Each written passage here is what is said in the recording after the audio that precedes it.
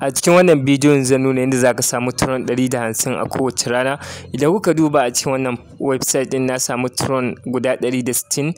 Saboda haka a cikin wannan bidiyon zan nuna step by step yadda zaka yi amfani da wannan website din. Kana samun kuɗi a kowace rana. Danna link da ke description na wannan bidiyon kai zai dauke ku zuwa website kamar haka ta inda za ku saka ainihin email address sannan sai ku danna akan get code. Za su tura muku verification code ta email kamar haka sai ku dauko su ku saka anan. Daga nan sai ku create na password ku yi confirming na withdrawal password. Withdrawal password shine digit guda 6 zaka saka digit kwara 6 ma'ana kamar 1 2 3 4 5 6. So daga nan sai ka zo ka danna akan register kana dannawa kai zai dauke ka zuwa home page kamar haka.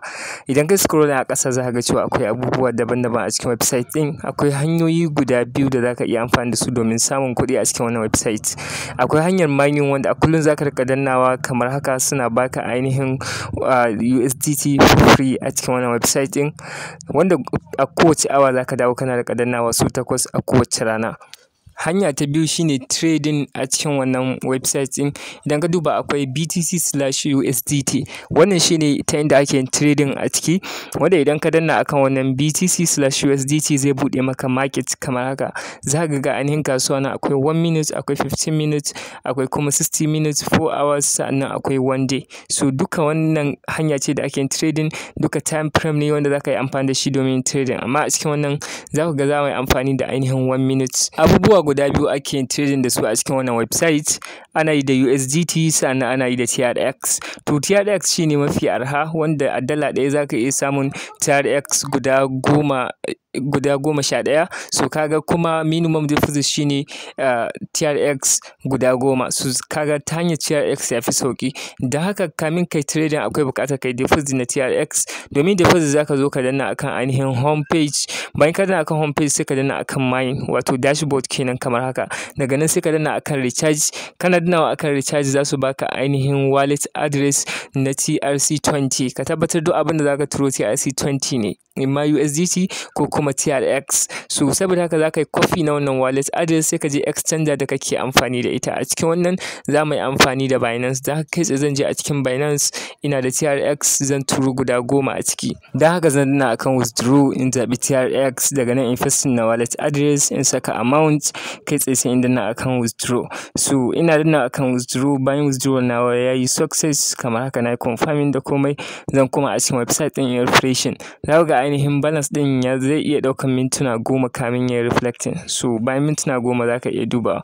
Idan bai reflecting ba ma zaka iya contacting na customer care domin complaining. Bayan deposit namu ya riga ya reflecting kamar haka, idan kana so ka samu TRX guda 10 a kyauta so sai ka danna akan wancan KYC button. So idan ka danna akan wannan KYC button din zaka zabi ainihin country da kake, sa'annan sai ka zo ka saka sunanka, surname da kuma first name. Daga nan sai ka saka date of birth, sai ka danna akan next, sai kai uploading na hotonka na ID card ko kuma international passport. So bayan verification yayi success kai contacting na customer service za su baka 10 TRX for free. Already ina da TRX don haka ban buƙatar wannan KYC din, don haka zan je in fara yin trading. So domin fara yin trading sai mu danna akan home page. Daga nan sai mu zaɓi BTC/USDT zai kawo mana page kamar haka. Mu tabbatar muna akan 1 minute time frame. Daga nan za mu fara yin trading. A wannan trading ba za mu yi shi da ka ba. Akwai telegram group nasu da suke bada free signal, da haka za mu yi joining na wannan telegram group. Link din shi na description na wannan bidiyon sai ka je ka yi joining. Bayan ka yi joining zai buɗe maka page kamar haka. Za ka ga irin kalar signal din yadda ake bayar da ita. So ta yaya za ka gano yadda za ka saka signal din? Abu uku ne ake lura da shi a cikin irin wannan trading din. Na farko face, sa'annan trade, sai kuma suggested quantity. So waɗannan abubuwan guda uku za ka lura da su. Na farko face shine za ka lura da 3 digit na ƙarshen waɗannan nambobin masu tsawo. Sai kaga sun yi daidai da na cikin website. Idan ba su yi daidai ba wannan signal din ya ƙara aiki. Idan kuma sun yi daidai su zaka iya shiga wannan signal din. Kada ka damu, ba wani abu bane mai wahala. Sai na biyu trade shine zaka lura wani zaka zaba, sannan za ka saka single, double ko kuma abin da ya kama da haka. Sai na uku wannan suggested quantity zamu nuna muku shi a nan gaba.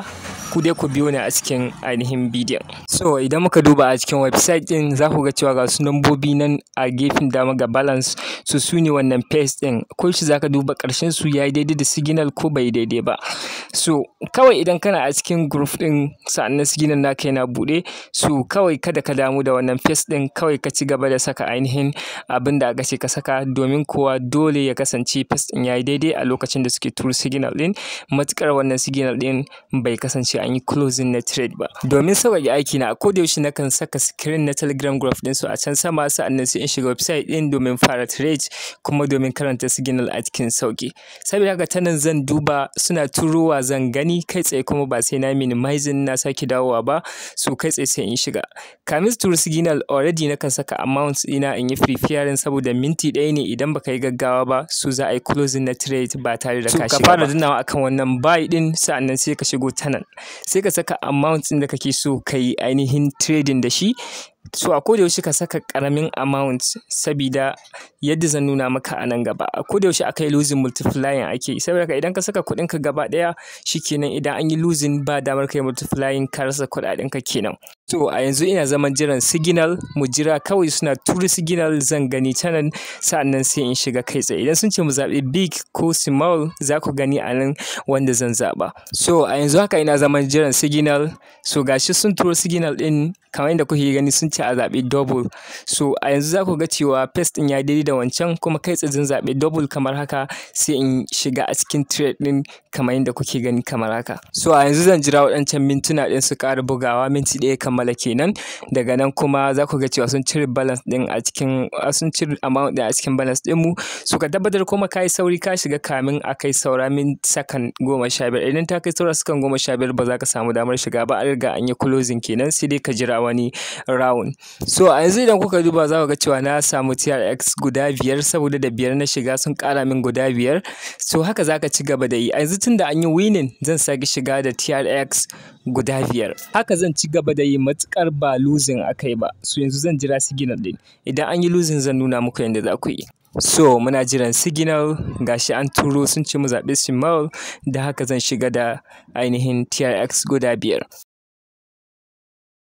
So yanzu za mu jira ainihin mintuna, sakanni su ƙare afwan.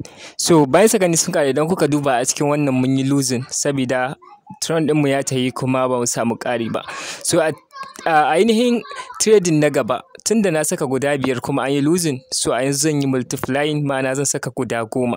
So idan na shiga guda 10, idan an yi winning, so duk abin da na rasa zai dawo, sa'annan kuma zan ƙara samun riba a sama. So yanda tsarin yake kenan. Idan an yi losing waɗannan guda 10 ɗin kuma again, so za ka saka guda 20. Haka yake a duk lokacin da aka yi winning, so daga ƙarshe duk abin da ka rasa zai dawo, sa'annan kuma za ka samu riba a kai. Don haka zan tsayar da wannan bidiyo in ɗan yi trading kaɗan, sa'annan in dawo mu ga abin da na samu a ciki.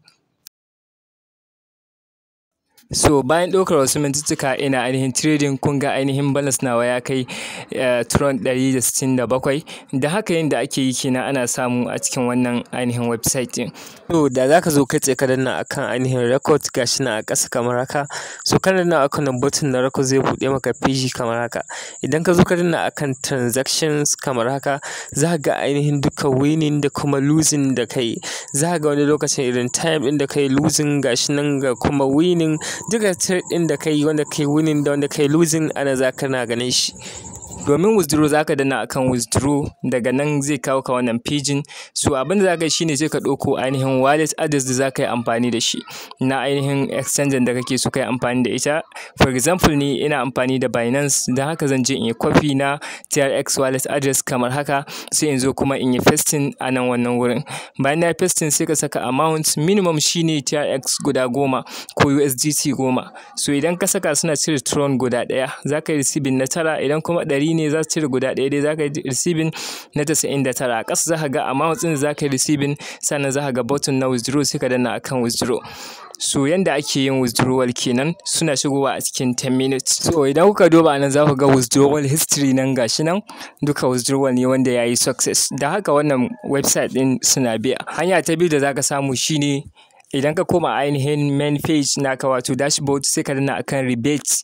Daga nan zai buɗe maka ta inda za ka ga dashboard na team naka, wato za ka yi inviting na friends duk wanda yake trading a cikin wannan website din kana samun ainihin commission, sai ka danna akan receive. Idan za ka yi inviting akwai button gashi nan a ƙasa, sai ka danna akan wannan button din, za ka ga link naka ya bayyana, sai ka yi copy sai ka yi sharing zuwa ga duk wanda kake so ka yi sharing.